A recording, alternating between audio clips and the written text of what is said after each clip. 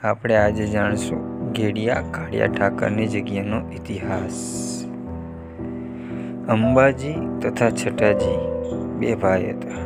અંબાજી તથા છટાજી ફરતા ફરતા કમલપુર સાતવાડનું ગામની સીમમાં જૂનું ફાટસર ગામ નામના તળાવ નજીક ભરવાડનો નેસ હતો, જેમાં મેરા ભગત નામના ભરવાડ નેસના આગેવાન હતા। આ નેસની બાજુમાંથી છટાજી અને અંબાજી પસાર થયા ત્યારે મેરા ભગતની નજર તેમના પર પડતા એમણે મહેમાન ગતિ કરવા અને રોટલા પાણી કરીને આરામ કરવા વિનંતી કરી। બંને સંતો જમવા રોકાયા। મેરા ભગતે સંતોની ખૂબ ભાવપૂર્વક સેવા ચાકરી કરી। સંતોએ વિચાર્યું કે મેરા ભગત કોઈ પુણ્ય આત્મા લાગે છે। ગુરુએ આપેલ પાઠ પૂજા આપીએ તેમણે મેરા ભગતને પાઠ પૂજા આપી। મેરા ભગતે અને તેમની પત્નીએ પાઠ પૂજા પ્રેમથી સ્વીકારી લીધી। મેરા ભગત નેસડા સાથે પાઠ પૂજા ફેરવતા તેમની એક દીકરી હતી, જેનું સાસરું ધાંગધ્રાના ચુલી ગામે હતું। મેરા ભગતના ભાણેજ રવા ભગત જે ખેરવા જતના ગામે રહેતા હતા। મેરા ભગતની ઉંમર થતાં તેમને જાત્રા કરવા જવાનું મન થયું। તેમણે કુટુંબ ભેગું કરીને કહ્યું કે મારે દ્વારકા જાત્રાએ જવું છે। તમારામાંથી કોઈ હવે એક ઠાકોરની પાઠ પૂજા સ્વીકારી લો। કુટુંબીજનોએ કહ્યું કે પાઠ પૂજા અમારાથી નહીં થઈ શકે, કારણ કે અમે સવાર સાંજ માલ ઢોરના કામકાજમાં રહીએ છીએ। આ પાઠ પૂજા તમે તમારા ભાણેજ રવા ભગતને આપો। રવા ભગતે ખુશીથી પાઠ પૂજા સ્વીકારી લીધી।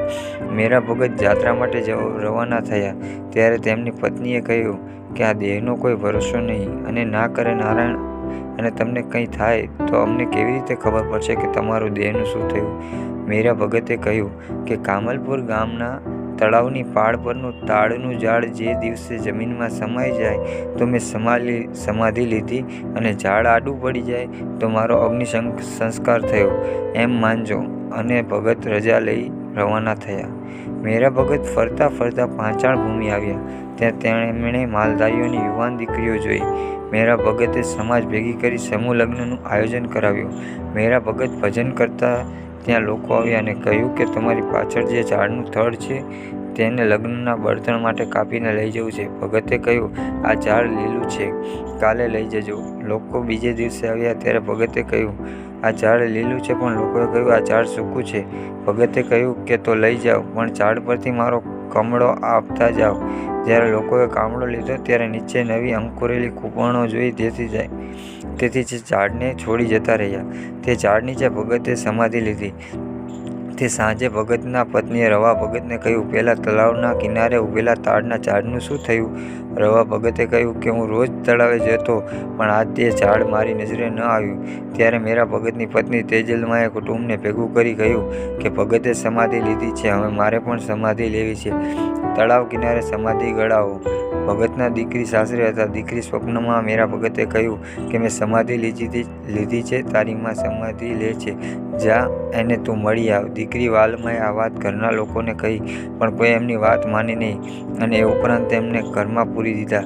પછી વાલમાં ઘરના ખપેડા તોડી ભાગ્યા। એમનો પતિ એમની પાછળ પડ્યો। એક તળાવ પાસે નારાયણના ઝાડ નીચે ભેગા થઈ ગયા એટલે પતિએ લાકડાનો છૂટો ઘા કર્યો અને વાલમાની ચૂંદડીનો છેડો ચાલ્યો। વાલમાએ કહ્યું શ્રાપ આપું તો કુળને કલંક લાગે, પણ હવે આ ઝાડને ફળ નહીં આવે, અને તમે લાકડિયા સારા કામે ભેગા જશો, પણ એક આવશો અને વાલમાં સમાણા। અહીં કામલપુરમાં તેજલમાએ કહ્યું મારી દીકરી આવશે એટલે વાલમાં બાળ સ્વરૂપે સમાધિમાં પ્રગટ થયા। આમ મા દીકરી બંને સમાધિ લીધી। રવા ભગતે વિચાર્યું કે હવે મારે મારા ગામ ખેરવા જતું રહેવું જોઈએ, અને ભગત રવાના થયા। વચમાં ઘેડિયા ગામ આવ્યું। ભાદરમાં એકાનું એક બળદવાળું ગાડું પૈડું જમીનમાં ઉતરી ગયું।